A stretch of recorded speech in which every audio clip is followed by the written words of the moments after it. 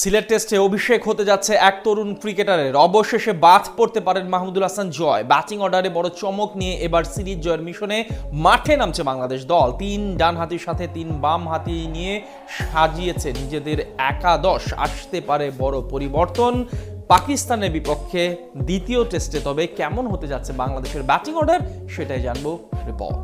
মিরপুর টেস্টে 5 দিনই দাপট দেখিয়ে নিজেদের দেশের মাটিতে প্রথমবারের মতো পাকিস্তানকে টেস্ট ম্যাচ হারানোর লজ্জা দিল বাংলাদেশ দল, যেখানে ব্যাটিং বোলিং দুই বিভাগ দিয়েই দুর্দান্ত পারফরমেন্স করেছে টিম টাইগার্স। তবে কোচ ফিল সিমন্সের জন্য বড় ভাবনার বিষয় হলো দুই ওপেনারের ব্যর্থতা। দলের সবাই কম বেশি অবদান রাখলেও দুই ওপেনার মাহমুদুল হাসান জয় এবং সাদমান ইসলাম দুজনই ছিলেন পুরোপুরি ব্যর্থ। তাই সিলেটে সিরিজ জয়ের মিশনে মাঠে নামার আগে একাদশে ব্যাটিং অর্ডারে আসতে পারে পরিবর্তন।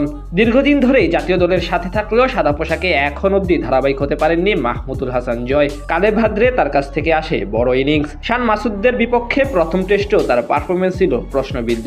সেখান থেকে জয়ের বাদ পড়ার সম্ভাবনা বেশি। তার জায়গায় কে সুযোগ পাবেন সেটাই অবশ্য সবচেয়ে বড় প্রশ্ন। ঘরোয়া লিগে রান বন্যা তৈরি করা অমিত হাসান প্রথমবারের মতো ডাক পেয়েছেন জাতীয় দলের স্কোয়াডে। অন্যদিকে রঙিন পোশাকের নিয়মিত ওপেনার তানজিদ তামিমকে রাখা হয়েছে এই সিরিজে। তাদের মধ্যে যে কারো একজনের অভিষেক হতে পারে সিলেটে।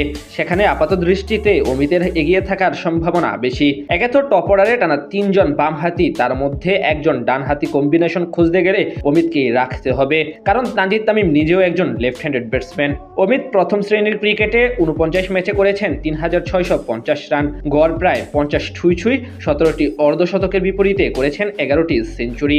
এখান থেকেই মূলত এই ব্যাটারের অভিষেক হওয়ার চান্স বেশি সিলেটে। তার সঙ্গী হিসেবে আরও একবার টিকে যেতে পারেন বামহাতি সাদমান ইসলাম। মিরপুরে তিনি ভালো না করলেও সাম্প্রতিক সময়ের পারফরমেন্স একেবারে নেতিবাচক নয়। 3 নম্বর পজিশনে থাকতে পারেন গেল ম্যাচের নায়ক অধিনায়ক নাজমুল হোসেন শান্ত। পাকিস্তানের বিপক্ষে প্রথম টেস্টে দুর্দান্ত ছিলেন এই ব্যাটার। প্রথম ইনিংসে ক্যারিয়ারের 9ম সেঞ্চুরি করার পর দ্বিতীয় ইনিংসে করেন 87 রান। তাই এই ম্যাচও তার উপর বাড়তি দায়িত্ব এবং নজর থাকবে সবার। মিডল অর্ডারে অন্যতম ভরসার নাম মুমিনুল হক সৌরভ।